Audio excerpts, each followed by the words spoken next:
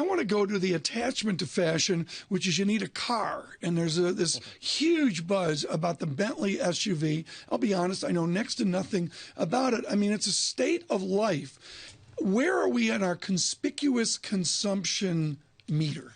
Are we?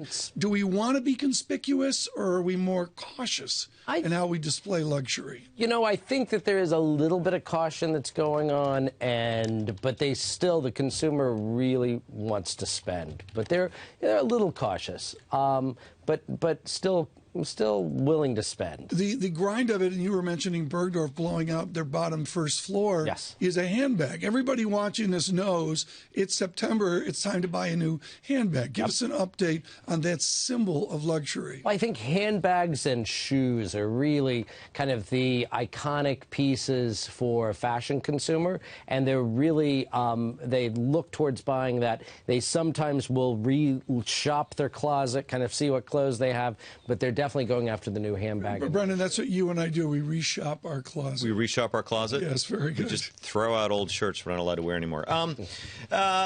You know, I'm looking right now at the Bloomberg's Consumer Comfort Index. It's down a little bit from its highs of the winters, obviously well up from its lows in 2009, 2010. For your work, are you looking at the broader Consumer Comfort Index, or are you looking at indicators that look at how much rich people spend? Well, we look at broader, but I mean, the luxury industry is the luxury industry. So you look at the wealthy percentage of people that will be spending. And what are your indicators? Well, our indicators, the stock market is very connected to it. Okay. Always. And I would say that the global market is connected to it. Also, you know, the U.S. and particularly New York has been very dependent on international tourism.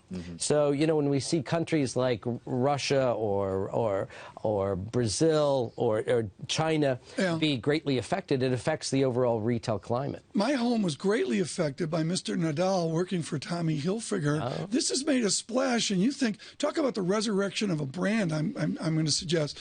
Mr. Hilfiger doing better than good with Rafael Nadal wearing next to nothing. Yeah. That still works, doesn't it? Well, I think that, you know, we see cycles, and if you're around this industry long enough, you see certain cycles, and I think that this could be a really good Tommy Hilfiger time. He's opening stores, he's opened international stores, he is really focusing on his U.S. business, and this underwear relaunch with Rafael Nadal. It's amazing. It's everywhere. And they really pushed it. You know, they pushed it in a way that other brands can't. It wasn't a Calvin, it wasn't a CK. It has kind of a sense of humor to it. It's getting a great reaction. There was, of course, a great outcry when Rafael Nadal started wearing sleeves on the court.